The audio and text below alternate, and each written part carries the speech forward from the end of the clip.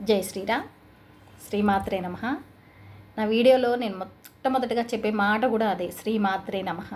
అంటే లలిత సహస్రనామాలు చదివేసింది ఉంటుంది కదా, అది ఎట్లా అనిపిస్తుంది అంటే, అందులోనూ అమ్మ లేని ఆడపిల్ల, అమ్మ ప్రేమ అమృతం లాంటిది. అది ఎంత మా అమ్మ ప్రేమ ఎంత అందరి అమ్మ ప్రేమలో అమృతంలానే ఉంటేలే, కానీ మా అమ్మ ప్రేమ ఎంత గొప్పదంటే, మా అమ్మ నా 8 ఇయర్స్ అప్పుడు చనిపోయింది.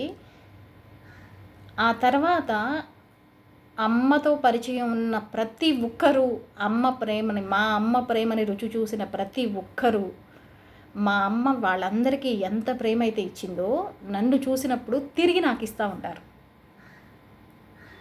అమ్మ అంటే మనకు ఒక్కళ్ళకే ప్రేమ పంచడం కాదు, నాకు అప్పుడు అది నా నెత్తురులో ఉండిపోయింది.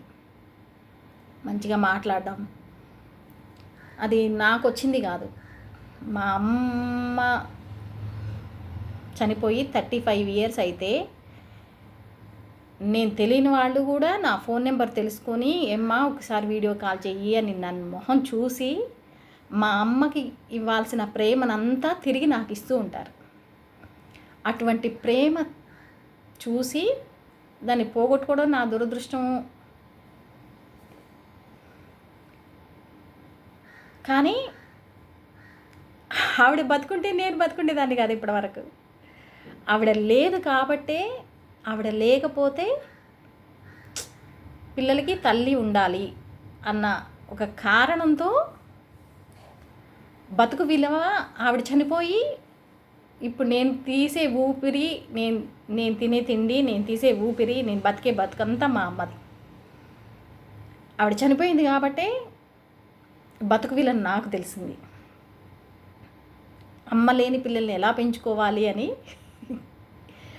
మా వాళ్ళల్లో నేను ఒక పిల్లల్ని పెంచడంలో అట్లా పెంచుకున్నాను అన్నమాట.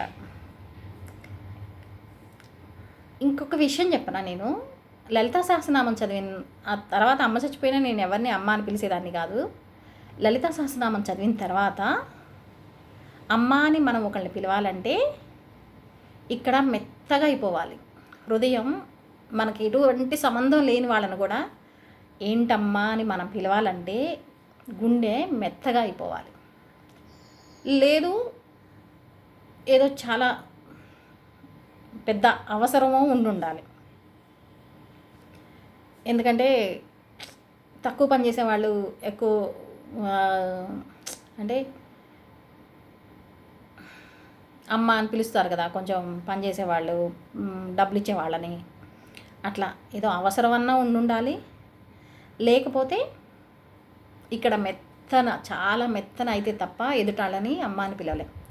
విషయం ఏంటంటే, నాకు అట్లా లలితా సహస్రనామం చదివి ప్రతి ఒక్కళ్ళని అమ్మ అమ్మ అని పిలవడం అలవాటైతే, తప్పులు వెతికే వాళ్ళని ఎట్లా ఉంటారంటే, అమ్మ అని పిలుపులో కూడా తప్పులు ఎదుగుతారనమాట. వాళ్ళకి ఈగోనో అసూయో ఎట్లా ఉంటుందంటే, మనిషిని చూసినప్పుడు నీకు ఎంతమంది అమ్మలే, అది ఎట్లుంటుంది, వీళ్ళేం అమ్మలరా బాబు అనిపిస్తుంది.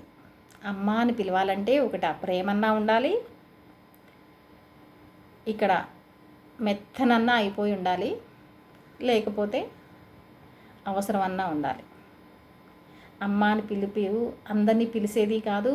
పిలవగలిగే స్థాయికి మనం ఎదగాలంటే లలితా సహస్రనామం మాత్రం చదవాల్సిందే.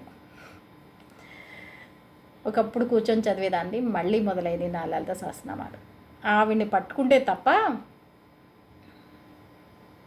ఆవిడ నన్ను ఎట్లా పట్టుకుంటుందో తెలుసా, నేను ఖాళీ అవ్వడానికి 1 మంత్ ముందే చెప్పేసిందనమాట లలిత చదవమని.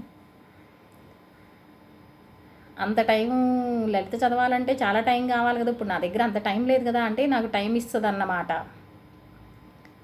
అని అనుకొని నిర్లక్ష్యం చేశాను. ఆవిడ చెప్తే నేను చేయాలని. ఆవిడ ఎట్లా అంటే బెదిరించి మరీ పూజ చేయించుకునేది. మామూలుగా చెప్తే వినకపోతే భయంతోనో భక్తితోనో అమ్మను పట్టుకుంటేనే ప్రతి మనిషిలోనూ మనం అమ్మను చూడగలం. అమ్మ అని పిలిచే పిలుపులో కూడా ఎంతమంది అమ్మలే అని అడుగుతారు చూసారా, వాళ్ళకి మనం ఏం చెప్పలేం. Thanks for watching.